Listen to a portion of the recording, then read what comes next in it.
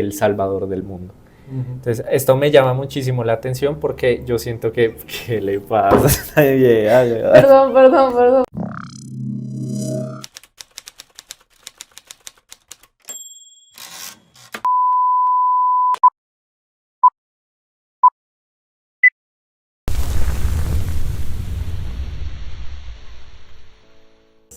Hola gente, estamos de regreso, yo soy Miguel. Yo soy Aleja. Yo soy Andrew.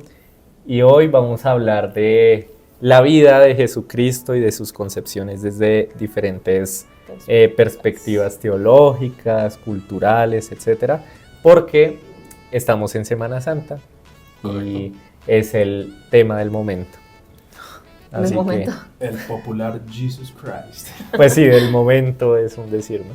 La historia canónica de Jesús, es decir, la que se presenta en los evangelios, tiene como ciertas etapas que componen su mito. Entonces está su nacimiento, que viene de un pesebre el 25 de diciembre, que es anunciado por la estrella de Belén, y que precisamente su genealogía lo hace ser descendiente de Abraham y de David, que son como los linajes bíblicos por excelencia. Ya después viene su época de ministerio y enseñanzas, que es cuando a los 12 años empieza a predicar, se vuelve el puto amo, como todos sabemos. Llega el momento en el que ya es bautizado por Juan el Bautista, hace su cuarentena, donde es tentado por el demonio. Entonces ahí le hace la tentación de que puede presumir de su poder al rodar por la montaña y ser rescatado por unos ángeles, y Jesús como que siempre le respondía citando a los textos bíblicos que en ese momento ya existían. Lo tienta con comida, esa fue la primera tentación, la que acabo de mencionar fue la segunda, y la tercera tentación que le hace es con ser el rey de todos los reinos que hay en el mundo terrenal, y Jesús dice, a la verga, no me joda. Y ya una vez supera esa tentación, pasa los 40 días, ya regresa a las ciudades a empezar su ministerio, llegan los 12 apóstoles, presenta oposición por mucha gente porque pues está retando las instituciones de esa época, diciendo que es el Hijo de Dios y realizando milagros y todo esto.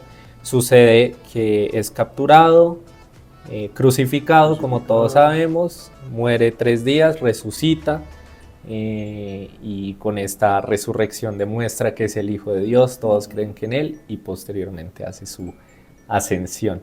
Eso pues después del sermón de la montaña.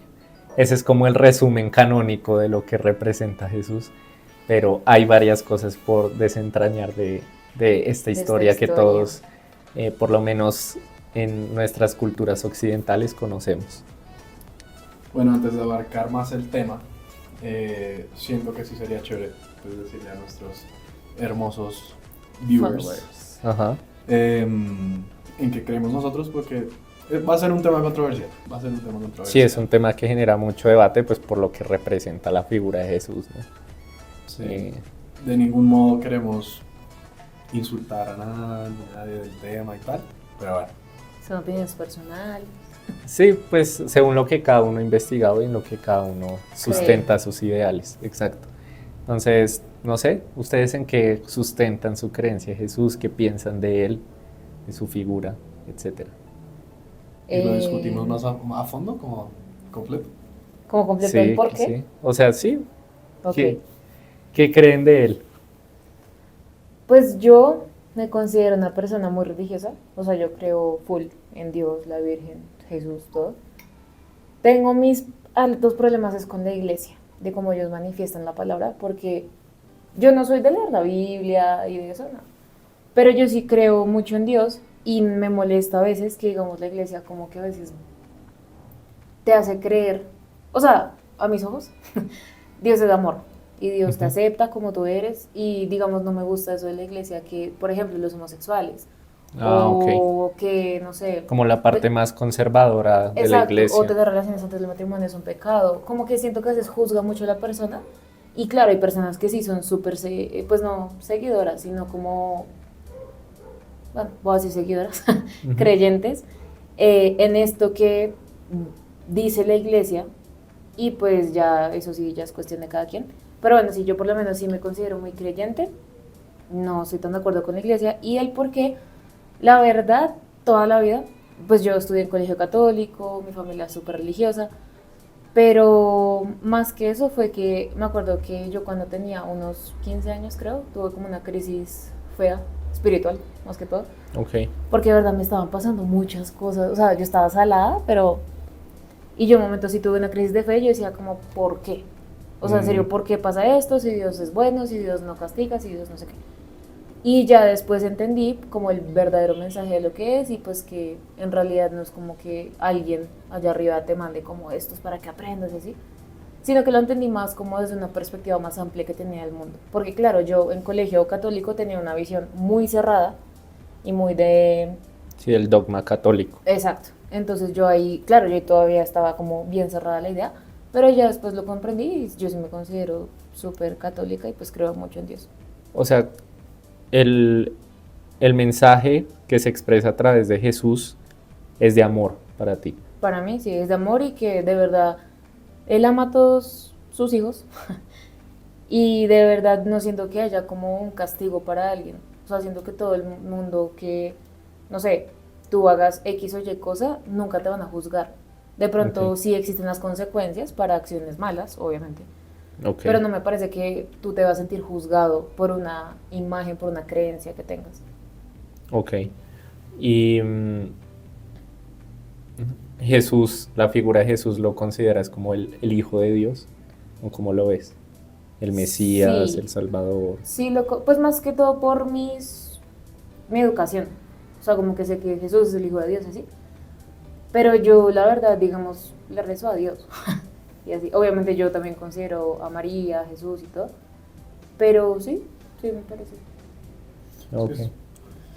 Es un tema complicado, es un tema complicado. Mi familia es católica, crecí yendo a misa y toda la cosa, y mi primera comunión, todo. Pero también, pues ves la parte de la ciencia, uno crece con la ciencia en el colegio, en la universidad, en todos lados. Pues está todo el tema de la ciencia, entonces es complicado, ¿no? Pues pensar en uno, pensar en otro, porque los dos orígenes son completamente diferentes, completamente diferentes. Yo me considero católico, sí.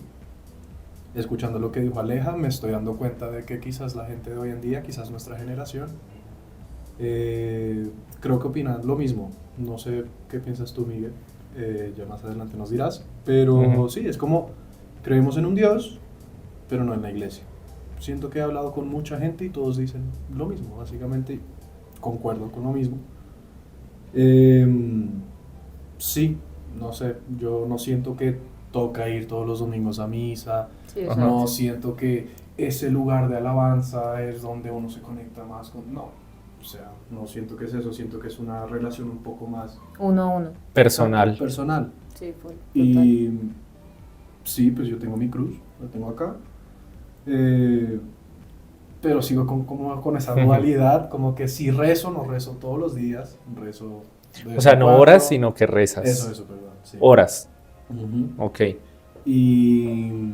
Porque acuérdate que rezar es como las palabras establecidas por los cánones religiosos.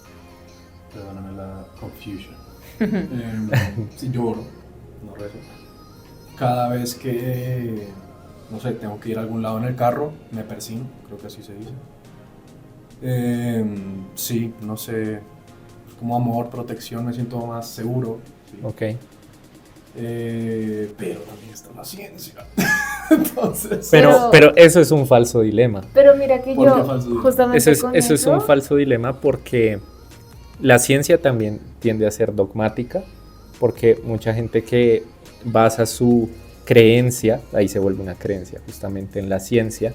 Recordemos que la ciencia ha sufrido cambios de paradigma. Esto lo trata muy bien un autor llamado Thomas Kuhn.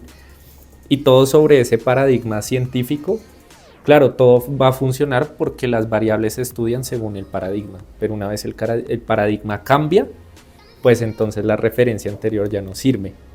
Entonces, claro, la rigurosidad científica, yo creo que lo que te refieres es al evolucionismo, o sea, a la teoría de Charles Darwin, que dice que venimos del mono y que todo como que...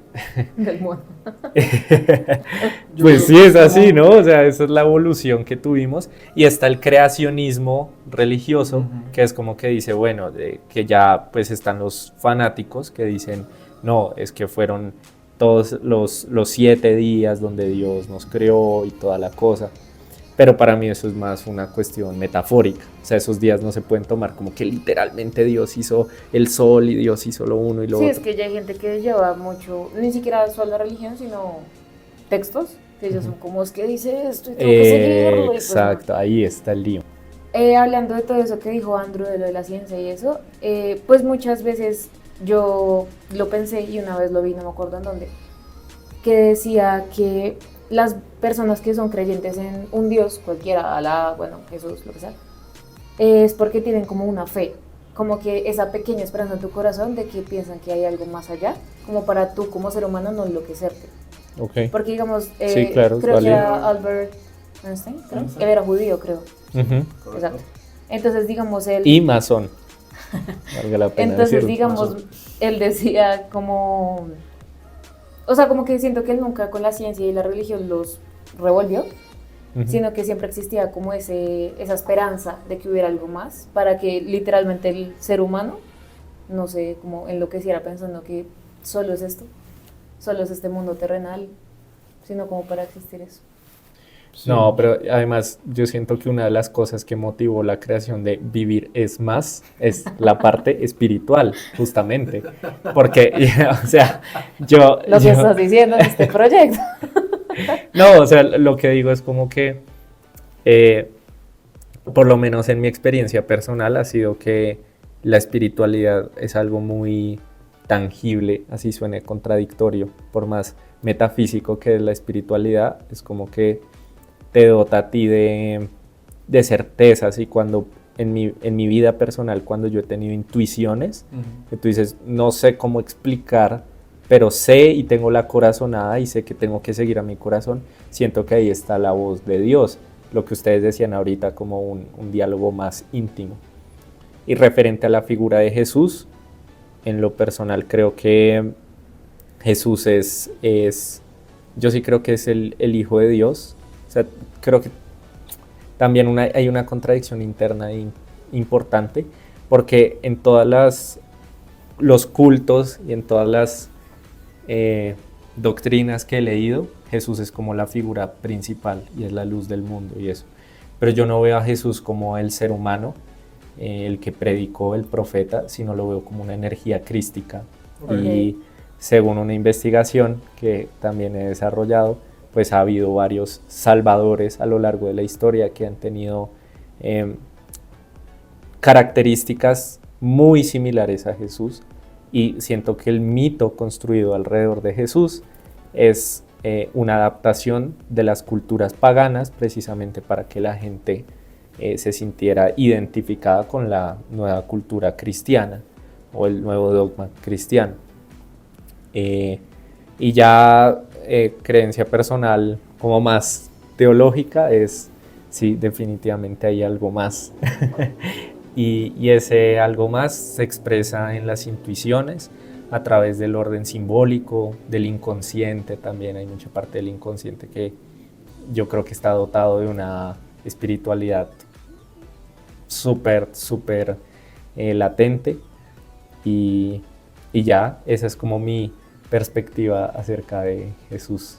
Marica, tantos años siendo amigos y no te veía como una persona religiosa, la verdad.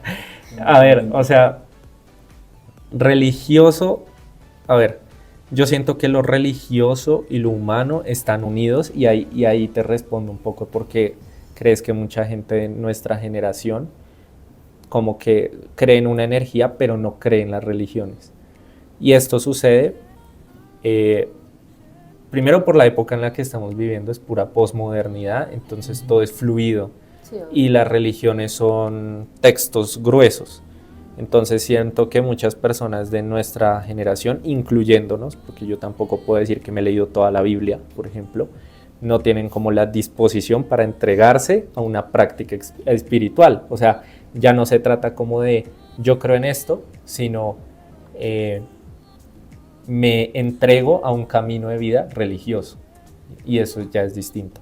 Ahora, hay otra cosa y es que claramente las instituciones religiosas han fallado, o sea, todo lo que ha pasado alrededor de la Iglesia Católica con el tema de pedofilia y eso, pues lo lleva al carajo, ¿sí? Pero yo siento que la institución falle no significa que el dogma, la doctrina, o sea, la filosofía que hay ahí, se pierda, la sabiduría. Por ejemplo, a mí me gusta mucho tomar la Biblia y no leerla desde una postura religiosa muy rígida, sino simplemente tomar la Biblia y verlo como un libro de sabiduría.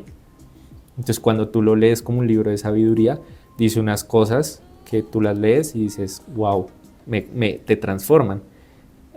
A mí me gusta mucho la parábola de por sus frutos los conoceréis. Ahí se supone que Jesús se está refiriendo a los falsos profetas, pero yo también lo interpreto en mi vida diaria, que ahí viene la hermenéutica, como tú tomas un texto religioso y lo aplicas a tu vida y lo interpretas de una forma particular. Dice, por sus frutos los conoceréis, no se sacan higos de los cardos, ni cardos de los higos, bueno, no me acuerdo bien cómo es bien la cita, pero básicamente me acuerda mucho un principio hermético que dice toda causa tiene su efecto, todo efecto tiene su causa. Entonces yo me pongo a pensar, si yo actúo en mi vida diaria desde una naturaleza particular, causa, no puedo esperar que sus efectos sean positivos. Entonces no se sacan uvas de los higos ni higos de los cardos, es la cita. Okay. Entonces yo no puedo poniéndolo en palabras sencillas, no puedo esperar que de un manzano me salgan naranjas. Entonces yo no puedo obrar de tal manera y esperar que los resultados en mi vida sean de esta forma. Sí, claro. Y ahí una doctrina que se supone vino de palabras de Jesús, transcrita en los evangelios, dices, pucha, este tipo, o la Biblia, como texto, tiene muchísima sabiduría. Es que mira que sí es así más chévere como tomarlo de interpretación. Y también me acuerdo que es algo que en mi dilema con la iglesia, yo lo escuché y es que me dicen como, y la verdad les doy la razón, que dicen como aquellas personas que tipo solo buscan a Dios cuando necesitan algo, es como, porque tú tienes como que dar y recibir como cualquier relación. Entonces digamos, yo me acuerdo que a mí me da mucha risa, como pues en las series y todo, aunque yo creo que es verdad, los traquetos o Bob Escobar son como virgencita, por favor que este cruce no salga. Es muy chistoso. Sí. Como no sé. No es congruente. No es congruente, claro, sí, total. Habiendo tratado nuestras perspectivas, yo creo que ya podemos hablar de cómo cada religión ve a Jesús, ¿no? Okay. Entonces, en el cristianismo, pues Jesús es considerado el Mesías, el Hijo de Dios y la figura central de toda la fe cristiana. El último profeta. Se le ve como el Salvador que murió por los pecados de la humanidad y resucitó al tercer día para redimirnos y entregarnos a Diosito. El judaísmo, los judíos, ven a Jesús no como su figura principal, o sea, no es el Mesías, no cumple con sus profecías mesiánicas del Antiguo Testamento, sino que es visto como una especie de rabino carismático, un líder religioso, pero que no es el Hijo de Dios. La figura central en el judaísmo es Moisés.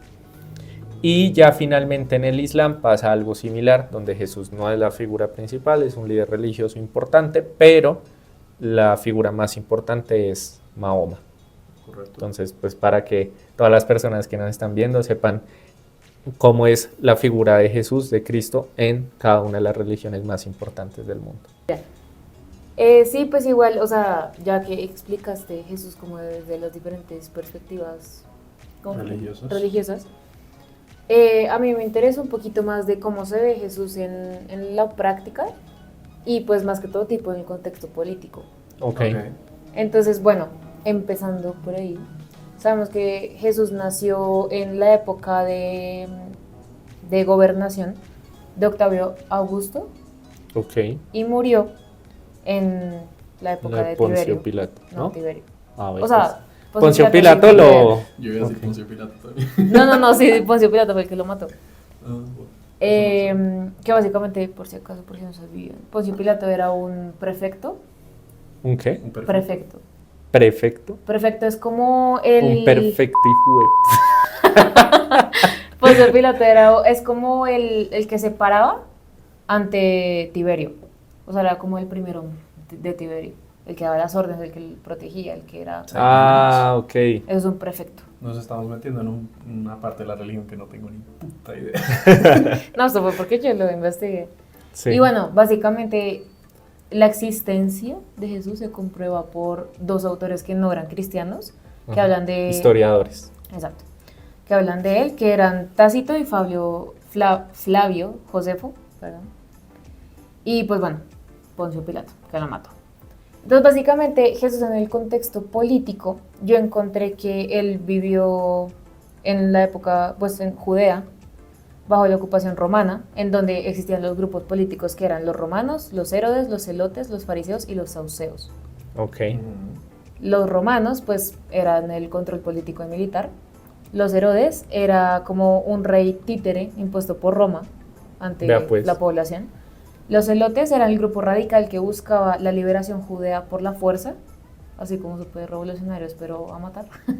Ok. Los fariseos era el grupo religioso Uy, los defendía, fariseos. que defendía la ley judía y la tradición. Ok. Y los saduceos, era el grupo religioso que colaboraba con el poder romano. Básicamente eran los creyentes que estaban ahí medio en el gobierno. Ok. Mira, había harta diversidad, ¿no? Sí, ¿no? Sí, habían otros grupos políticos, la verdad yo antes de esto no tenía ni idea. Pero bueno, básicamente hay varias interpretaciones de la postura, del mensaje de Jesús con implicaciones políticas y de todo. Ok. Para empezar, la postura de Jesús es, pues dicen que él no se involucró directamente en la política partidista y él, como siempre, rechazaba toda violencia como método de lograr un cambio. Él era súper pacifista y pues no pensaba que la violencia era como el camino para. Claro que en los evangelios hay como evangelios muy precisos donde dice como vengo a traer guerra entre padre e hijo y soy la espada y que no sé qué. O sea, también tenía sus momentos alzados. Sí, obvio. Entonces, Pero igual él nunca promovía violencia como para generar un cambio. A los Mahatma Gandhi. Exacto. uy, no. O sea, Jesús siguiendo a Gandhi y no al revés. Pero bueno. Sí. Él también promovía la justicia social, la igualdad y la compasión, que ahí es donde viene mi postura religiosa. Ok. Y también, pues obviamente, enfatizó el amor, que también viene lo mío, al prójimo y pues también los enemigos, como hemos escuchado en la Biblia y en la iglesia. El mensaje que dio Jesús, como con una perspectiva política, Ajá. se divide en el reino de Dios, la igualdad y la dignidad humana, la opción de los pobres y los marginados, la crítica a la riqueza y el poder, y el perdón y la reconciliación. Ok. En donde, en primer lugar, el reino de Dios lo expone como un reino espiritual que no se basa en el poder terrenal, sino en el amor y la justicia. Ok. La igualdad y la dignidad humana es que básicamente todos somos hijos de Dios y merecemos respeto y cuidado por igual. Vale. Igualdad. Mucha gente diría que entonces es un socialista de mierda. Pues más hacia el amor de Dios. Sí, claro. Sino que, ajá. La opción por los pobres y marginados, él se identificaba con los vulnerables de la sociedad, lo mismo, igualdad para todo el mundo. Criticaba mucho la riqueza del poder, en donde él advertía sobre los peligros de estos, más Ok. no juzgaba. Ok. Básicamente él decía, si tú quieres ser poderoso y ser muy rico, dale, pero ten cuidado con esto y esto y esto. Por lo que, como esa expresión que dice que la riqueza se te sube a la cabeza y que uno ya, y pues ya empieza como a actuar en contra moralmente. Y por último, el perdón y la reconciliación es donde pues Jesús nos enseñó a perdonar a los demás y básicamente a transmitir la paz. entre Lo de todos. dar el otro cachetero. ¿Cómo era? No me acuerdo. El proverbio que era como Sí, si, te entiendo, te, pero no me acuerdo. si te pegan en uno, pon el otro. Una vuelta así. Pues sí. Bueno, esta influencia política de Jesús inspiró los momentos como sociales, los movimientos sociales por la justicia y la igualdad, ya en el mundo también hablando actualmente. Promovió la defensa de los derechos humanos. Ok. Contribuyó al desarrollo de la ética social y la teología de liberación. Y, pues nada, básicamente sigue siendo una fuente de inspiración para los líderes políticos y los movimientos sociales. Como, digamos, algo que me parece muy curioso es, la verdad, lo religioso, o bueno, lo católico, si está bien dicho, que es Colombia. Sí, claro. Pero a veces se va un poquito religioso a ya temas, ¿cómo decirlo? ¿Fanáticos? No tanto fanáticos, sino muy conservadores. Ok. Pero bueno. Y nada, básicamente para concluir, hay un debate sobre la interpretación política de Jesús y básicamente se engloba en 3 aspectos. El primero es que algunos lo ven como un revolucionario que desafía el orden establecido. Básicamente no le gustaba lo que hacían los romanos y dijo, yo voy a cambiar a esta gente. El segundo... Ahí sobre eso quiero como añadir, una vez yo vi que incluso se le asociaba con el anarquismo, porque como iba en contra de la figura estatal, los romanos, entonces era como que no me importa la figura estatal, sino precisamente desde la libertad, ese espíritu revolucionario.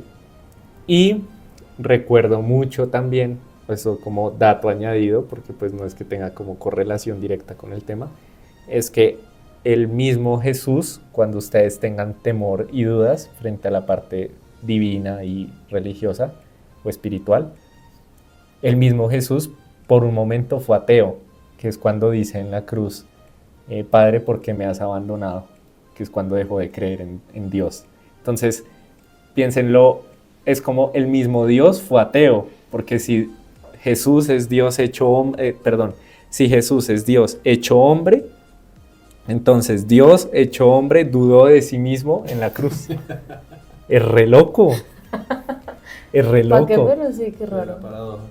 Entonces, claro, eso quiere decir también en el camino espiritual la importancia de la duda. Justo Jesús duda antes de su resurrección. Muy interesante esa metáfora. Pero yo ahí lo interpreto también como la inocencia humana, ¿no? Como cuando a uno le está yendo mal, como entonces uno dice, pero ¿por qué me pasa esto? O el famoso, ¿qué karma estoy pagando? Como la ignorancia de tal vez el plan divino que se está desplegando y que uno lo está viendo desde una perspectiva pues muy subjetiva. Muy cerrada. Ajá. Pero bueno, sí, me acordé de eso. Bueno, el segundo es que otros lo consideran pacifista, que abogó por la no violencia, obviamente. Un hippie. Más o menos. Y ya el último es que lo interpretan como un líder espiritual que no le interesaba la política. Okay. Básicamente tenía un propósito y quería seguirlo, pero no le importaba como todo este tema político. Aunque en eso no estoy tan de acuerdo porque, claro, la política interpretada como partidismo, se podría decir que sí, claramente Jesús no iba a decir como yo soy liberal y conservador, no, sino político como puesta en práctica de un grupo de personas que se unió para llevar a cabo un proyecto. Y yo siento que Jesús claramente sí tenía un proyecto como político de lo que quería hacer, que es el plan de Dios. Pero bueno, ahí está la vuelta. Pues es que igual los romanos también era una dictadura. Sí, claro, pues era el orden establecido, y seguramente había muchas injusticias y muchas vueltas ahí que Jesús vino a cuestionar y termina crucificado. A mí me interesó investigar sobre algo que ya mencioné y es que hay muchas figuras que repiten las características de la historia de Jesús. Esas figuras, como lo dije anteriormente, ya existían y Jesús viene siendo como una especie de adaptación. Entonces, está Horus, que nació un 25 de diciembre también, nació de una virgen, fue anunciado por una estrella en el este, empezó su ministerio a los 12 años también, tuvo 12 discípulos, también resucitó. Y asimismo se repite con Krishna, que viene del hindú, Dionisio, que es griego, y Mitra, que es persa. Entonces siempre ha habido como esta figura en diferentes culturas que viene a ser el salvador del mundo, el que viene a redimirnos de los pecados. Y esto a mí me interesó mucho investigarlo porque siento que hay mucho conocimiento oculto, o sea que no se nos ha revelado. Siempre hay conocimiento esotérico, ahí viene la palabra, y conocimiento exotérico. De hecho, dicen que de haber existido la figura de Jesús, Jesús hablaba de manera exotérica para la gente y habla de manera esotérica para sus discípulos. Okay. Y eso tiene mucho símbolo y mucho simbolismo y mucho significado espiritual. Y quiere decir que viene otra frase de Jesús, no tires perlas a los cerdos. Es como ser reservado también con el conocimiento que das. Que eso también puede llegar a ser controversial, pero es muy interesante. Y si nos ponemos analíticos, hay muchas tradiciones precisamente esotéricas que son muy reservados con el conocimiento que hay en sus respectivas logias. Hablemos de masonería, que heredan mucha del conocimiento gnóstico Rosacruz, que viene, lleno de los caballeros templarios, viene de los esenios, que supuestamente los esenios fueron los educadores también de Jesús en una de esas corrientes no canónicas, fueron los que se encargaron de darle todas sus instrucciones esotéricas y de conocimientos divinos, de sabiduría, para que él se preparara. Los esenios fueron como una especie de culto y de cultura contemporánea al Jesús, que se dedicaba a hacer prácticas como la misma, ¿cómo se llama? Cuando te echan el agua. ¿Bautismo? No te bautizan. Hacen el bautismo, tenían la práctica del bautismo. Tenían el agua.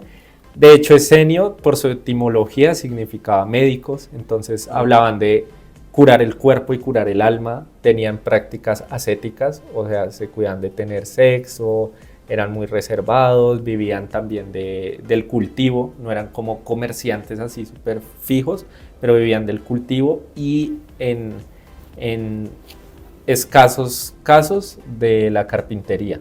De ahí también el simbolismo de que el padre Jesús José fuera carpintero. Entonces ahí hay como relaciones interesantes, ¿no? Chévere, no sé. Que uno dice, también hay una postura crística, por eso a mí me encantan todos estos temas que son como más divergentes, que no es lo canónico que ahorita mencioné de la historia de Jesús y toda la cosa, sino como toda la interpretación arquetípica que tiene, porque como les mencioné, esas figuras demuestran que no es un ser humano, en mi postura, sino es un mito. Por eso hablaba de una energía crística. Yo sí siento que hay como una energía que te guía en tu camino espiritual. Y esa energía puedes decirle Horus, puedes decirle Jesús, puedes decirle Krishna, puedes decirle Dionisio. O sea, se refieren a Jesucristo, como a esa luz del mundo, como él mismo dice, yo soy la luz del mundo. Pero ¿no te parece raro que esta historia se repita tantas veces en la historia? Sí, por eso yo siento que tiene su significado oculto y que hay ciertos círculos rojos cerrados que conocen su verdadero significado. No nosotros somos los que tenemos que ir a la iglesia y que yo creo que estas logias que son más como de una élite o como muy reservada en sus conocimientos, se lo expresan a sus adeptos. Por ejemplo, el hermetismo tiene súper presente a Jesús, pero también se meten con astrología, se meten con alquimia, hablan de planos, hablan de que todo es vibración. No sé si ustedes conocen algo del hermetismo, pero es muy interesante, de verdad, es muy chévere. Pero Mike, siento que lo estás viendo de una manera muy positiva, o sea, yo estoy escuchando lo que tú dices. Ajá. Y yo lo ato más a, ahí que no sé, control de masas. Sí, claro, o sea, yo no omito esa parte, claro, pero o sea... es que también pues me hace pensar en la veracidad de la historia de Jesús, o sea, yo entré al video pensando, bueno, Jesucristo, pues sí, obviamente es una persona, tal, hizo sus cosas, pues, un humano, pues una persona física, sí, pero ahora que mencionas todo esto y cómo se repite tanto en la historia, pues marica, como que ahora estoy como dudando de la veracidad de esa persona, pues tal, y siento que no, siento que lo estás viendo muy positivamente. Pero Horus y todos ellos tienen fecha exacta de su nació el 25 de diciembre. No, pero de año. Sí. de año, como así de año. O sea, tipo, porque yo lo, o sea, ¿en en qué eso que tiempo dice... estaban? Ajá, porque en eso que dice Andrew, de pronto se podría ver más Predicando. como la interpretación de Dios. O sea, que digamos en el catolicismo es Dios, que en el budaísmo, Buda y así, ¿no? Budismo. Eso, perdón. Budismo. El Buda.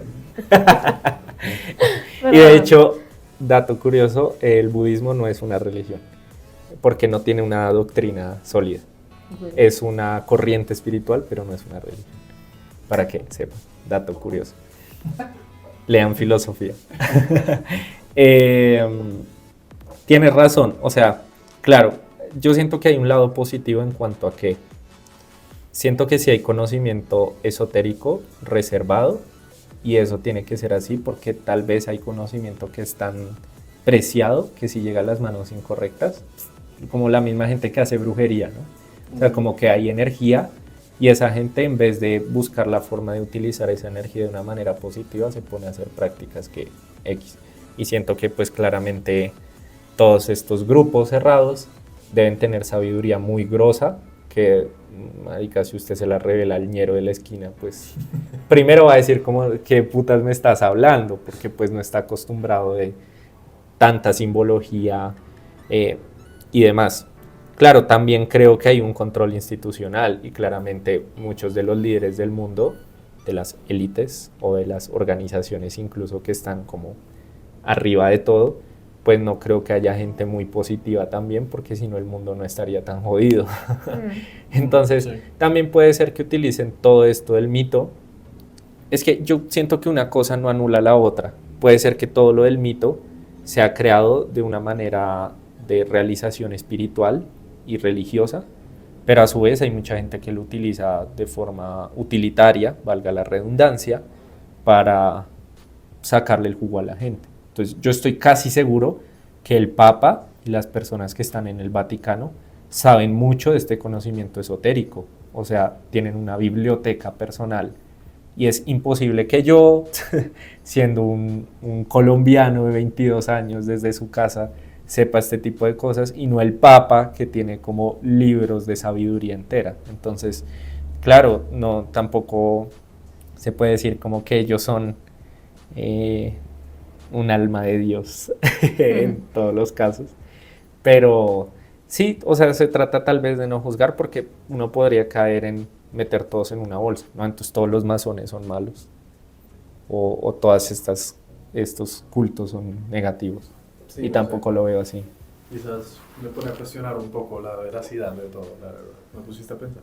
Sí, pues ese es el chiste de este podcast. Toca es que investiguen y ustedes mismos saquen sus conclusiones, todos los que nos están viendo y escuchando, porque son temas muy ricos. De hecho, también está sobre la veracidad. Está bueno que la gente busque un documental que se llama Zeitgeist. Ahí explican todo esto que acabo de mencionar de Horus, Krishna, Dionisio y sus compatibilidades con Jesús, con la historia de Jesús. También voy a recomendar un canal, que esto no es publicidad paga, pero me encanta ese canal, se llama Revelando el Velo, es de un argentino que hace investigaciones brutales, es muy riguroso, creo que es de los pocos canales de YouTube que yo tengo la confianza de ver un video y sé que todo lo que me están diciendo ha sido investigado y leído bien, creo que el tipo es historiador incluso, y habla justamente de toda la historia apócrifa, como no la historia que nos enseñan en el colegio, sino de las historias de las sociedades mistéricas y de todo esto que he mencionado. Y ya como para ir cerrando en cuanto al tema de Jesús, también está la postura del Cristo alquímico. La postura del Cristo alquímico es como se toma desde su simbología netamente, no como la figura, y en la alquimia de la alquimia es de donde viene la química. Entonces, de la alquimia es como una especie de química espiritual donde tú tomas las sustancias etéricas, ¿sí? Como todas las fuerzas vitales y las energías que hay, y las sublimas para transformarlas en algo más. Entonces hay mucha simbología, ¿sí? Hay mucha cosa de que, si no estoy mal, hay como 3 fases en las que pasa el alquimista, que es como primero está el cuervo, Después el cuervo se transforma en el cisne y el cisne se convierte en el fénix. Okay. Vivir es más. Está también el famoso mito de la piedra filosofal, que ahí es donde se refieren al Cristo alquímico. Cuando tú alcanzas la piedra filosofal es como la piedra de la resurrección. Entonces ahí está resurrección, Cristo, todo como muy mezclado. Y algo que no puedo dejar pasar, la importancia que ha tenido siempre la figura del sol, porque todo lo que he mencionado son figuras solares. Todas esas divinidades tienen una relación directa con Dios y es porque así es como las antiguas civilizaciones medían el tema de todas las temporadas, de todas sus cosechas, y el sol se veía como algo positivo porque los protegía de todas las cosas negativas que traía la noche y de todo lo malo. Entonces ahí se creó la dualidad de lo bueno, lo malo, y el sol como el referente de lo más positivo. Por eso Jesús se celebra, o sea, Jesús, su resurrección y todo esto es el domingo, Sunday, día del Señor, día del sol. Entonces, correspondencias bastante interesantes que de pronto no nos enseñan en el colegio y nos dejan con la idea simplista de que Jesús era Jesús y ya está. No, miren todo el trasfondo que tiene. Jesús es más. Y ya no sé si tienen algo para agregar a todo esto, toda esta chorrera de información que acabo de dar. Pues la religión es un tema bastante complicado. Aquí estamos hablando de lo que se investigó. Vuelvo y repito, es un tema controversial, pero bueno, se les recomienda que ustedes mismos pues hagan su propia investigación. Obviamente no crean todo lo que se dice. Y ya, yo creo que eso es lo único que quería añadir. No, y revelando el velo, ya que mencioné el canal, dice una frase al final de sus videos que es como: y miren con cuidado lo que hay en la punta de su tenedor. Es como, no traguen entero, básicamente. Okay. Así que vayan a ver de verdad el canal, porque van a llevarse una sorpresa de la cantidad de historia apócrifa y que no nos contaron las instituciones educativas. Qué chévere. Y ya estamos. Tengan una feliz Semana Santa, adorando al Dios Sol, a Jesús. Y bueno, todo con mucho respeto. La espiritualidad es algo también muy íntimo. Y nada, gente, ojalá les haya servido este podcast para llevarse perspectivas, llevarse conocimiento, investigaciones, política, abrir open mind, estén abiertos a la transformación y nada, investiguen que la espiritualidad y Jesús son temas muy ricos. Así que nada. Chao, gente. Bye.